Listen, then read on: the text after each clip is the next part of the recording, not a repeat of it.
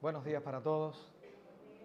Nos gozamos en que un domingo más podemos estar juntos para alabar al Señor, proclamar aquellas verdades que llegaron a nuestra vida, esa buena noticia que trajo a nuestra vida fe, transformación, cambio, arrepentimiento cuando conocimos el amor de Dios y todo lo que había en nuestras vidas antes de que Él llegara, ¿verdad? Así que damos bienvenida también a aquellos que todavía no han tenido una experiencia donde digan, profesen, soy cristiano, he creído en Cristo, pero que bueno, que hoy en esta mañana puedan estar con nosotros. Es algo muy bueno, de lo cual también nos alegramos muchísimo.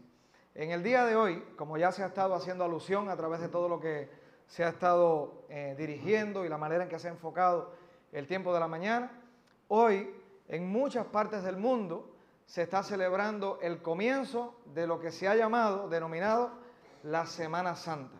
Con estas palabras lo que se hace referencia es a la última semana que Jesucristo, el Hijo de Dios, humanado, encarnado, vivió en la tierra antes de ir a su muerte en la cruz, antes de la crucifixión. Y de manera específica al día de hoy se le ha llamado también tradicionalmente Domingo de Ramos.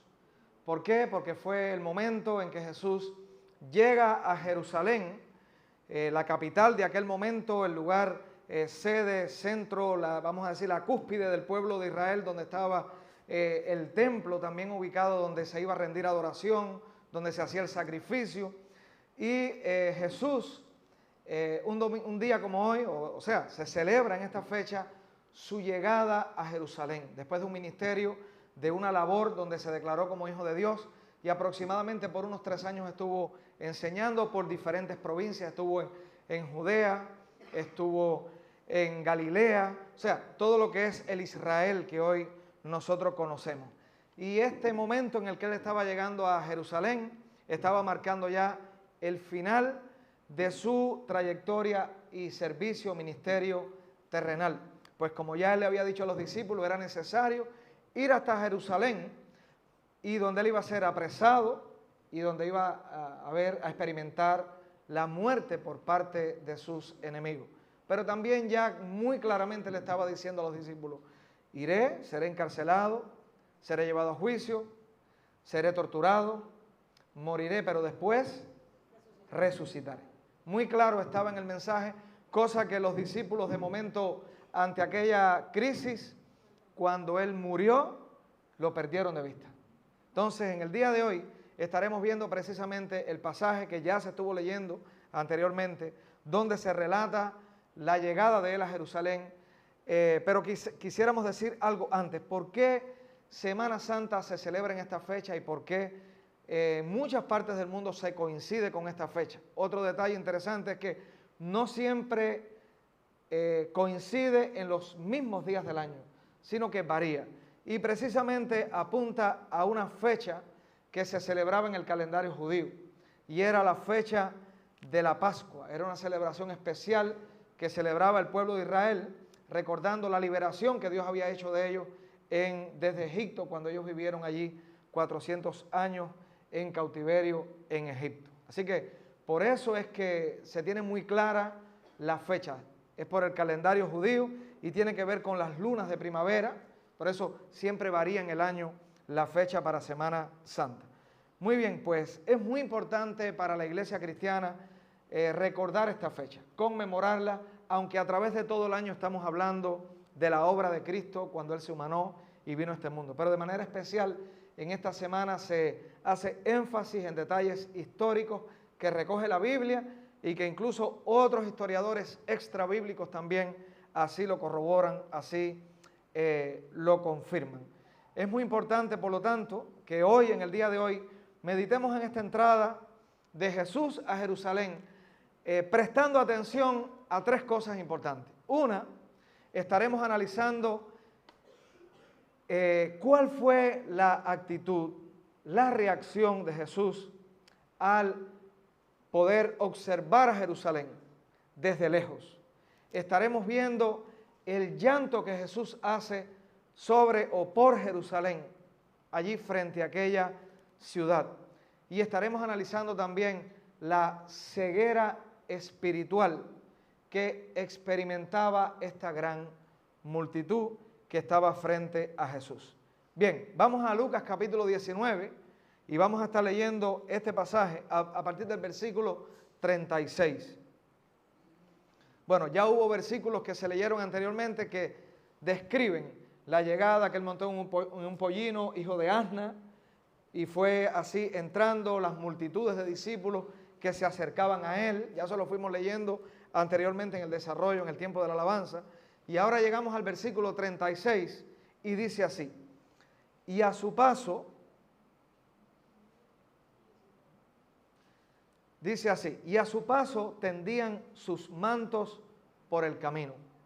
Cuando llegaban ya cerca de la bajada del monte de los olivos, toda la multitud de los discípulos, gozándose, comenzó a alabar a Dios a grandes voces por todas las maravillas que habían visto, diciendo: bendito el Rey que viene en el nombre del Señor. Paz en el cielo y gloria en las alturas. Vamos a leer este pasaje otra vez. Y se puso, y a su paso tendían sus mantos por el camino cuando llegaban ya cerca de la bajada del monte de los olivos. Toda la multitud de los discípulos, gozándose, comenzó a alabar a Dios a grandes voces por todas las maravillas que habían visto, diciendo: bendito el Rey, bendito el que viene en el nombre del Señor. Paz en el cielo y gloria en las alturas. Señor, gracias por esta oportunidad de reunirnos una vez más en tu nombre para alabarte y también ser edificados a través de tu palabra.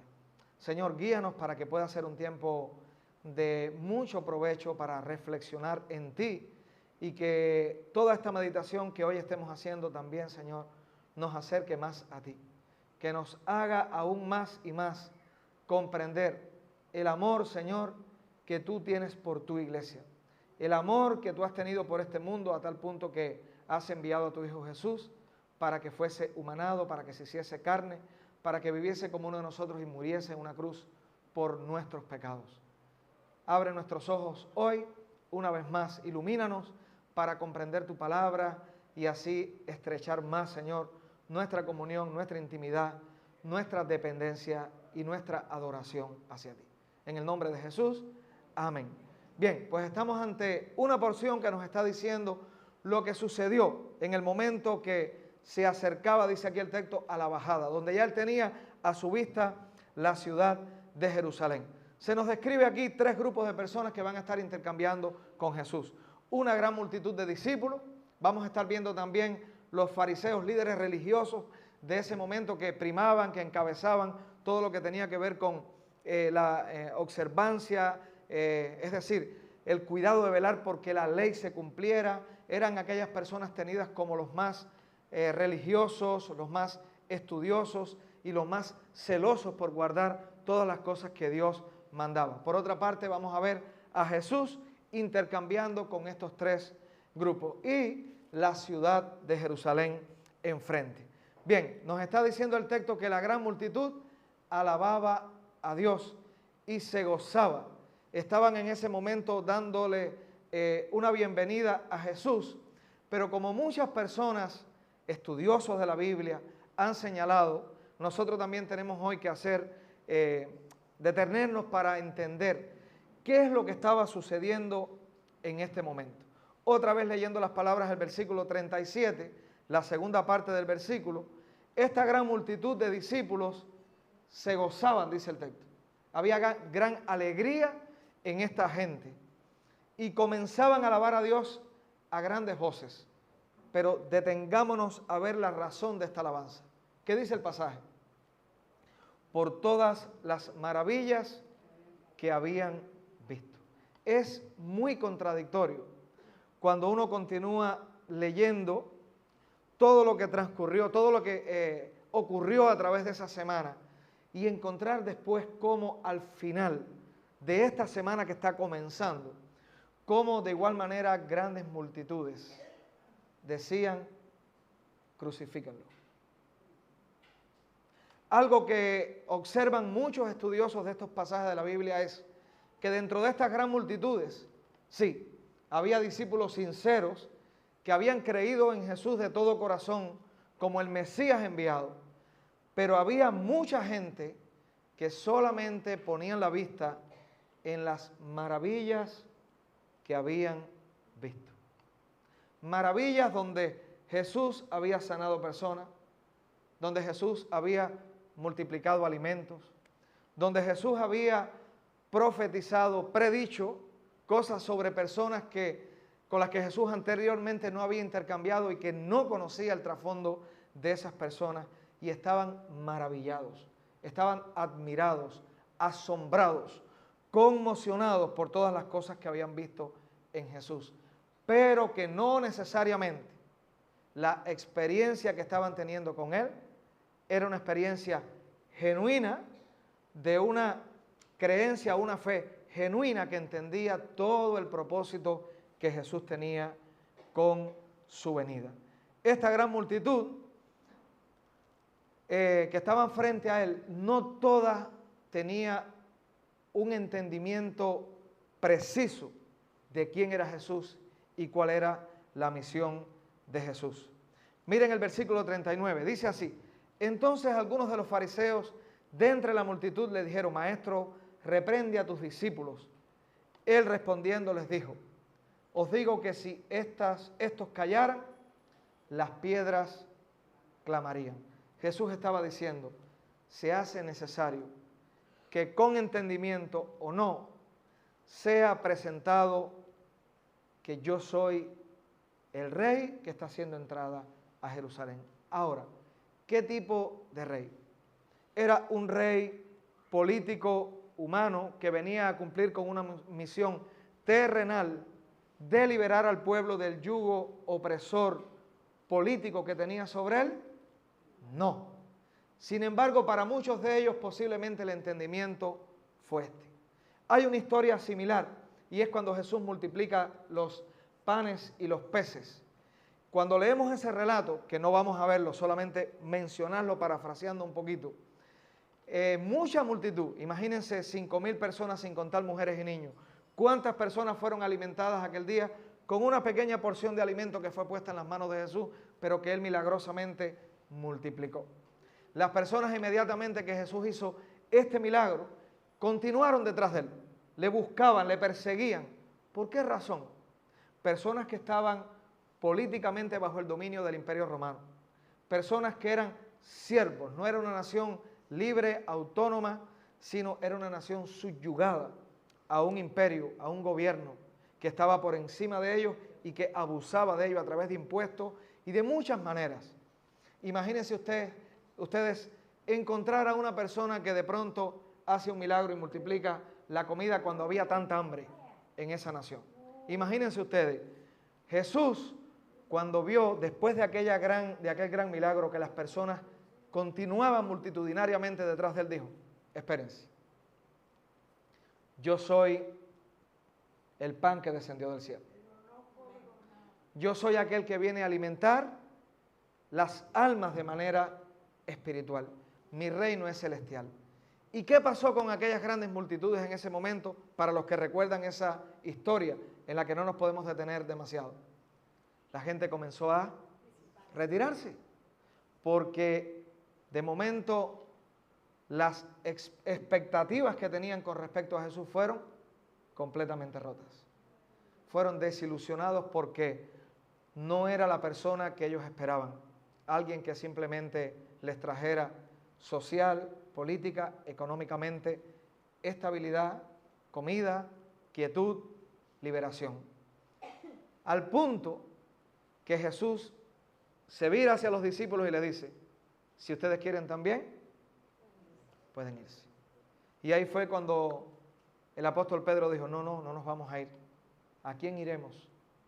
Si solamente tú tienes palabras de vida eterna. En aquel caso, que es una historia paralela con respecto a lo que es la visión espiritual, teníamos un caso similar a lo que tenemos acá hoy. Personas que veían a Jesús desde una óptica totalmente contraria a la óptica espiritual. Estaban viendo a alguien prominente, con poder, con soberanía, con posibilidades que iba a traer beneficio terrenal. Sin embargo, en las palabras de Pedro estaba la óptica espiritual. ¿A quién iremos si solamente tú tienes palabras de vida eterna? ¿Dónde se evidencia que no había una buena comprensión de quién era Jesús? Bueno, al final, como ya decía, de esta semana, vamos a encontrar a grandes multitudes diciendo, crucifíquenle. De igual manera, desilusionados porque no era el rey que estaban esperando, que venía a disipar todas las fuerzas del imperio que estaba sobre ellos, sino que era alguien que espiritualmente era el rey, pero era el rey que traía un mensaje totalmente diferente a lo que fuese un mensaje simplemente terrenal. La visión mesiánica que había de Jesús en este momento era muy, pero muy pobre, aunque muchos de esos discípulos, como dicen estudiosos, por supuesto que sí tenían ya los ojos abiertos. Ya el Señor a muchos les había abierto los ojos para que entendieran quién era Él realmente. Bueno, los líderes religiosos de este momento trataron de silenciar a Jesús, a la multitud, y le dijeron a Jesús. Entonces algunos de los fariseos entre la multitud le dijeron, maestro, reprende a estos discípulos, dile que paren de gritar y de darte esta bienvenida a gran voz. Por una parte, estos líderes religiosos no les era conveniente que de momento se formase una revuelta política, porque incluso dentro de todas las consecuencias que eso podía traer para estos líderes religiosos, la estabilidad que ellos tenían, su confort, su mundo predecible podía ser roto si se causaba de momento un problema político, social para este entorno. No querían a alguien que viniera a trastornar toda la estabilidad, todo el poderío, toda la influencia que ellos tenían. Y la respuesta de Jesús fue, si ellos callan, otros van a hacerlo. Las piedras incluso van a clamar. Entonces, mis hermanos, la respuesta de Jesús dijo que si la gente callaba, estas piedras clamarían. ¿Por qué?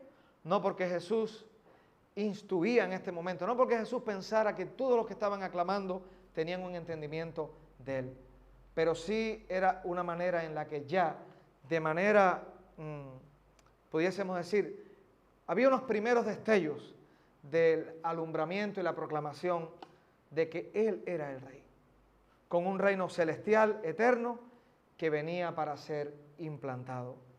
¿Significaba esto entonces que Jesús aprobaba todo lo que estaba ocurriendo en ese momento y que era engañado? ¿Jesús estaría engañado, pensando, ilusionado que toda esa gente entendían quién era Él? Por supuesto que no.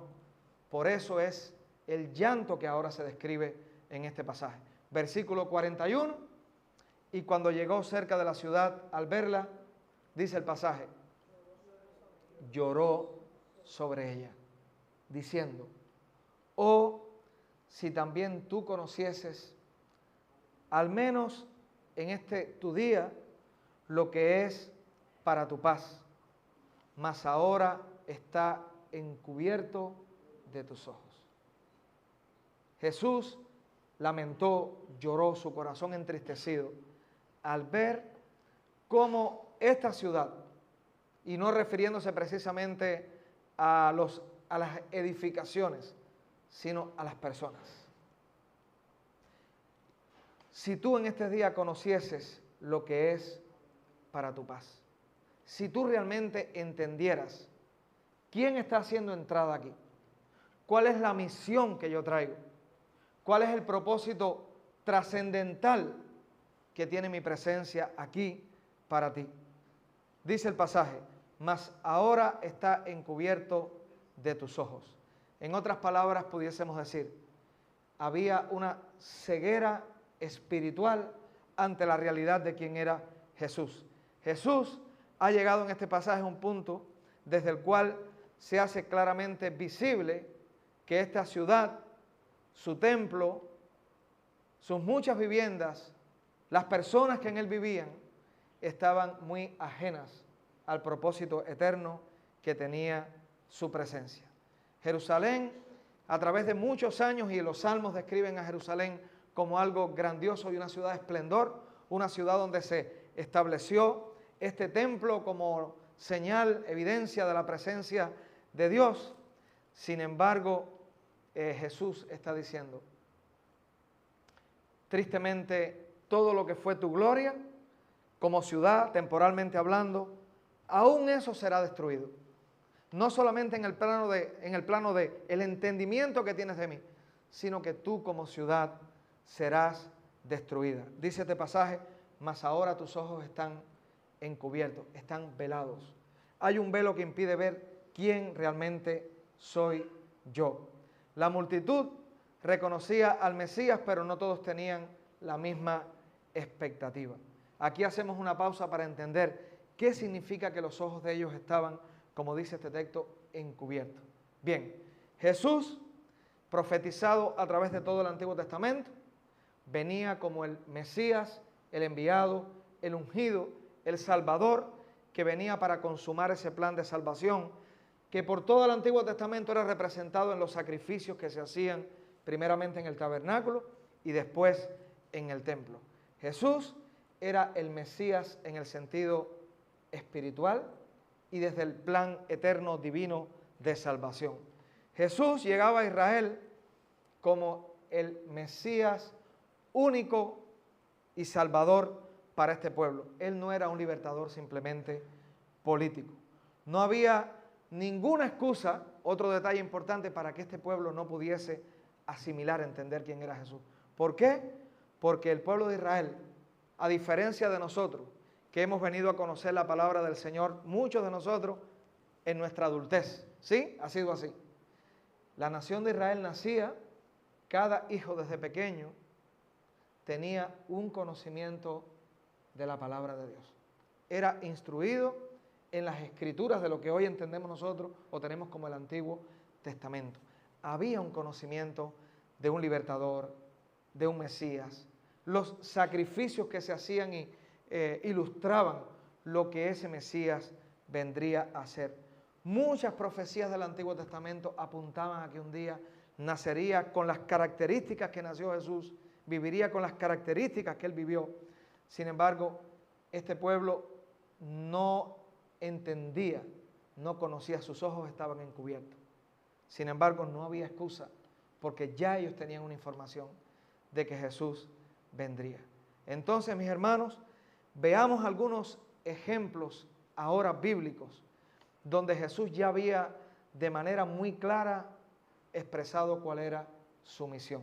Lo vamos a ver en el mismo Evangelio de Lucas, no lo busquen si quieren, solamente yo lo voy a leer rápido para que ustedes analicen junto conmigo cómo Jesús había dejado muy clara cuál era su misión.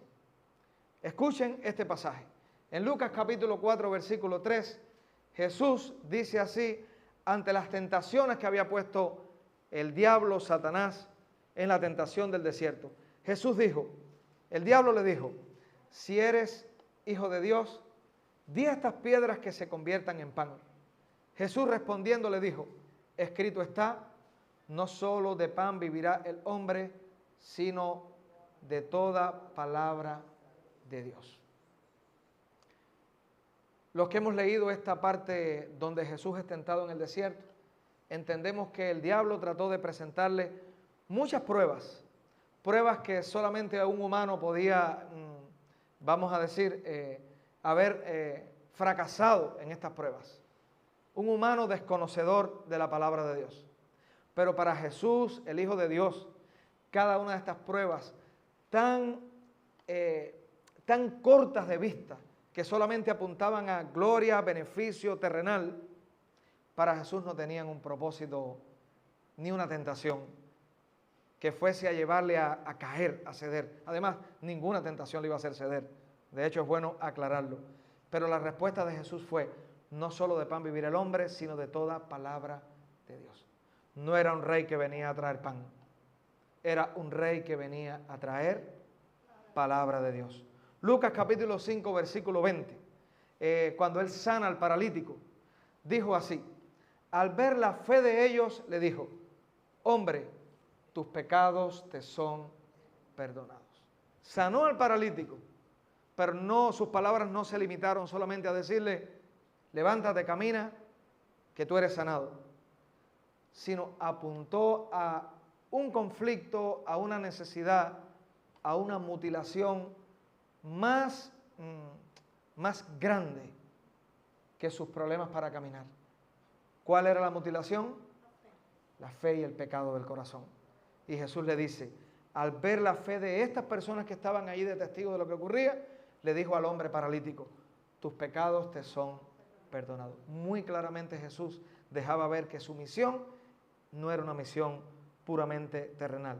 Lucas capítulo 5, versículo 32, a la mujer que derramó los perfumes, una mujer de mala reputación, que rompió un frasco de perfume y lo vertió sobre sus pies.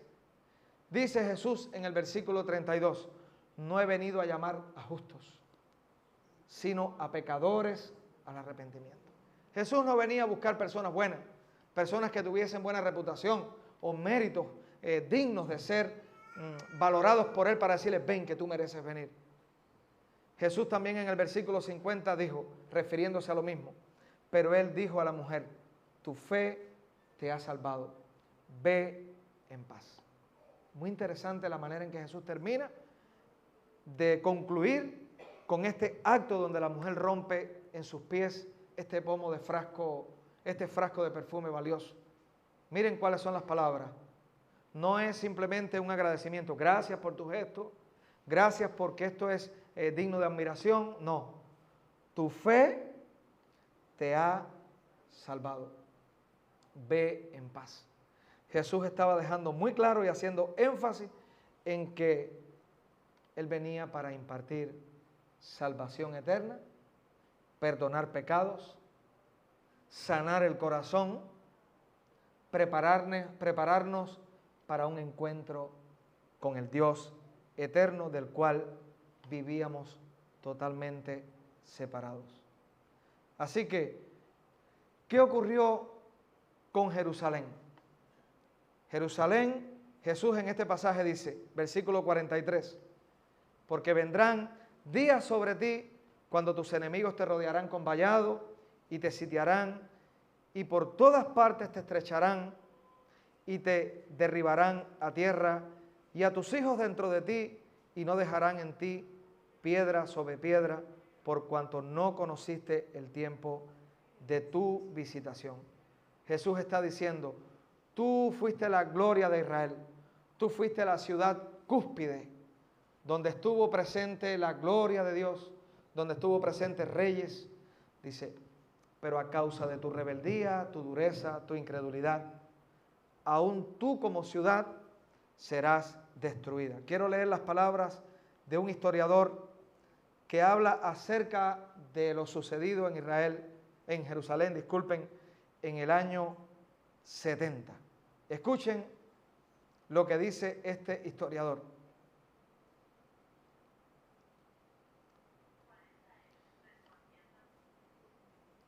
Dice así, mientras el santuario estaba ardiendo, no hubo piedad por la edad ni respeto por el rango. Por el contrario, los niños y los ancianos, laicos, sacerdotes por igual fueron matados. Año 70. El emperador ordenó que la ciudad entera y el templo fueran arrasados por tierra, dejando solamente las más altas de las torres y la porción del muro que cercaba la ciudad por el occidente.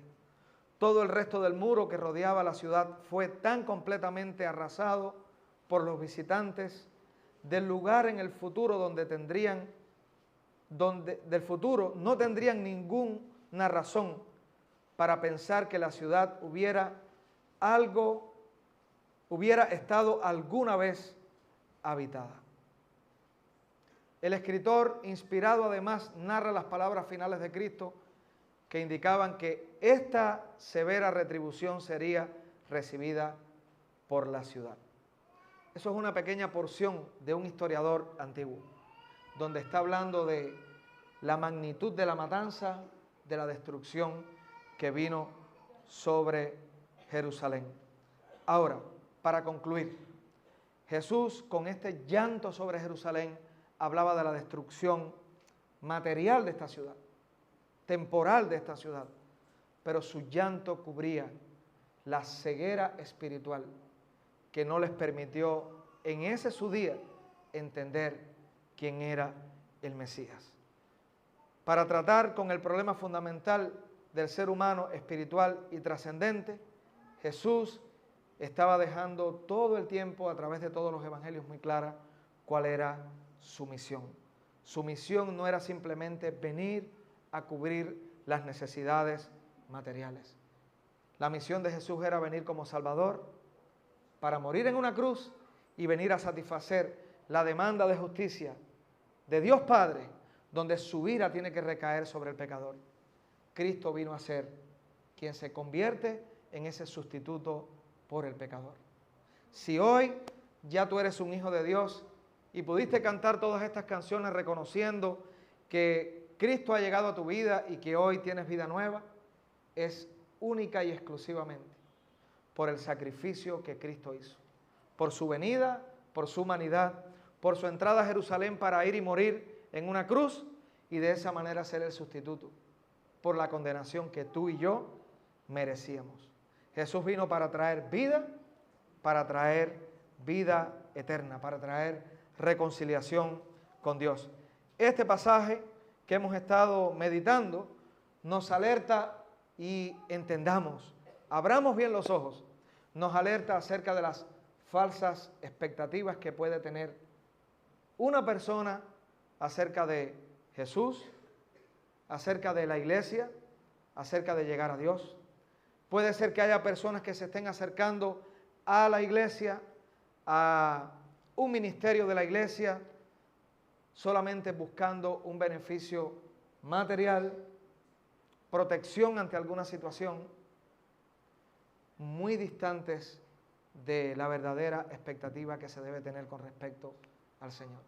Recuerdo que hace muchos años atrás, siendo pastor en otro lugar, logré establecer una buena amistad con una persona de la comunidad, un vecino cercano, y nos apoyábamos mucho de vez en cuando. Él tenía una moto, yo tenía una moto también, y nos ayudábamos, uno se rompía y el otro ayudaba al otro, y teníamos muy buena relación, todo en torno a que teníamos cosas afines, en este caso medio de transportación. Y le hablábamos mucho del Evangelio, le regalamos Biblia. Yo pensaba que estaba teniendo una cercanía mayor al Evangelio. Y en una ocasión lo veo bautizando a su niña en una iglesia que bautiza a los niños pequeños sin que los niños hayan experimentado un arrepentimiento, que de eso vamos a hablar dentro de un rato, haciendo la invitación al bautizo que tendremos en mayo. Y bueno, yo lo vi que estaba en aquella iglesia, salía, la iglesia quedaba frente a la casa pastoral, y después yo me le acerco y le digo, bueno, explícame qué significa ese bautizo que tú hiciste a tu niña. ¿Por qué lo hiciste? ¿Qué significa? ¿Qué entendimiento tienes con respecto a eso? Y él me dijo, realmente no sé. Todo el mundo por tradición lleva a los niños allí a bautizar cuando nacen. Lo que yo te puedo decir es que cualquier cosa que a mí me brinde protección, seguridad, yo me voy a agarrar de eso. Entonces, ¿en qué parte de la multitud estaba ese amigo mío? Gloria a Dios, alabado sea el Rey, con un entendimiento claro o con un entendimiento temporal, solamente material, con la vista muy corta. ¿Cuál de los dos? ¿Tenía una visión bíblica de quién era Dios o solamente una visión centrada en un beneficio que podían experimentar momentánea, temporalmente? En un beneficio. Ahora, ¿cuántos de nosotros estamos en el enfoque correcto? ¿Cuántos de nosotros puede ser que en momentos sin darnos cuenta padezcamos del mismo mal y nuestra vista esté tan corta que solamente pensemos en beneficios presentes, temporales? Para mí hay un llamado importante en este pasaje a analizar día tras día, Señor, ¿qué expectativas tengo contigo? Entendemos en la parábola del sembrador que el sembrador esparció la semilla, una cayó junto al camino, una cayó entre piedras, una cayó entre espinos, ¿sí? Y vimos que en cada una de ellas, por agentes externos, hasta que no cayó una en buena tierra, que esa sí dio fruto. Eso se asemeja también, es un paralelo con lo que estamos viendo acá. Hay muchas personas que puede ser que de momento estén bajo la influencia, bajo la relación de un hermano de una iglesia, de un beneficio que una iglesia aportó, y puede ser que estén con la expectativa de cuánto beneficio yo puedo recibir en el presente, en esta vida. Y es verdad, Dios nos puede ayudar de muchas maneras hoy, pero si solamente nuestra visión está en los beneficios temporales que Dios nos pueda dar, nuestra vista está muy, pero muy corta. Hay una expectativa temporal, materialista, egoísta, y hay una perspectiva espiritual que centra su vista en Dios y lo pone como centro de todo. Dios permita, y cada uno de los que estamos aquí en esta mañana, podamos siempre caminar, movernos, vivir, experimentar esa posición de vivir concentrados en el Dios eterno, en sus promesas eternas. Si hoy en día nosotros estamos conscientes de que hay una misión para ti como iglesia, para ti como creyente, esa misión única y exclusivamente cobra sentido, cobra dirección, cobra enfoque cuando entendemos la misión de Jesús. Jesús brindó comida a los pobres, pero cuando vio que aquellos pobres no tenían un entendimiento de Él, les dijo, se pueden ir, que yo no soy el que les va a llenar solamente el estómago en esta tierra, sino yo soy el pan que desciende del cielo.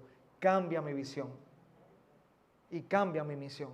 Estamos en la tierra para ayudar al necesitado con el objetivo de mostrar el amor de Dios, pero llevarles a ser rendidos al amor de Dios. La misión nuestra está condicionada por la misión de Jesús. El carácter de su reino trasciende a todos los reinos terrenales y a las necesidades humanas materiales y temporales. El énfasis de Jesús, en este pasaje lo vemos muy claro y a través de todas las biografías de Él en los diferentes evangelios, el énfasis de Jesús es la vida espiritual abundante, en el presente, enfocándole en la expectativa de futuro cuando Él regresaría en su reino. La misión de Jesús es la misión que la iglesia debe cumplir y debe vivir. Todo lo que la iglesia es y todo lo que la iglesia hace debe estar conducida, condicionada, dirigida por la misión de Jesús. Si hoy quieres servir al Señor, si hoy entiendes que eres un instrumento de Dios, bueno, pregúntate, ¿qué hacía Jesús? ¿Qué hacía? ¿Cómo lo hacía? ¿Con qué propósito lo hacía? Y esa va a ser también tu misión. La ayuda al necesitado, las buenas relaciones o comunión que pueda haber en la iglesia, la sanidad del corazón, el trato con el dolor y el sufrimiento, la salud de la familia y todo lo demás que podamos estar mirando nosotros hoy humana y terrenalmente, todo tiene que ser condicionado, todo tiene que ser subordinado y enfocado en la misión de Jesús.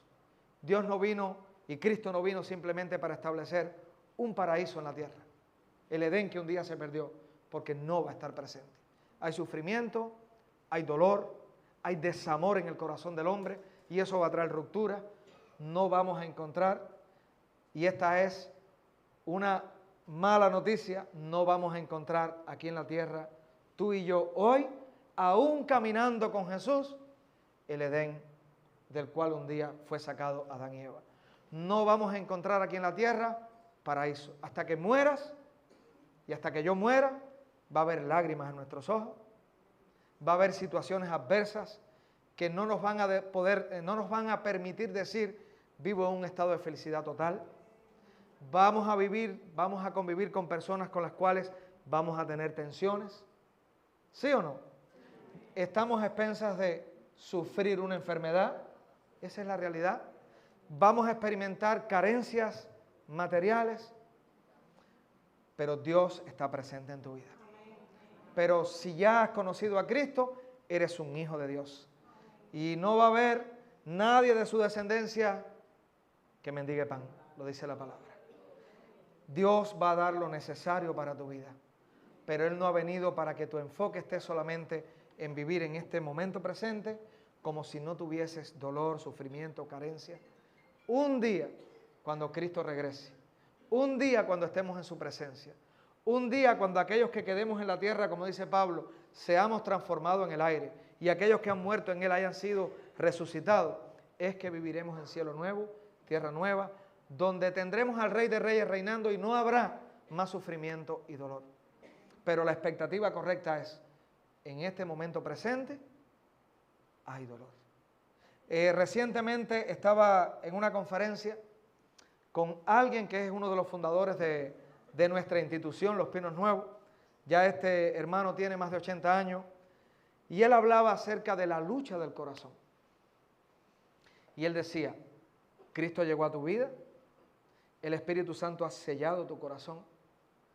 Y él decía, pero debes estar consciente que en este proceso de santificación que Dios está haciendo en ti, donde te va transformando, moldeando, donde hay dolores que van sanando, él decía, tienes que estar consciente que hay dolores de tu corazón, hay heridas en tu corazón y hay tentación y pecado en tu corazón con los cuales vas a morir. O sea, vas a llegar al final de tus vidas con esa lucha, con esa debilidad. Ahora, bajo el control de Dios, bajo el consuelo de Dios, bajo la ayuda de Él, bajo su dirección, pero va a haber luchas en el corazón con las que vamos a llegar hasta el final de nuestros días.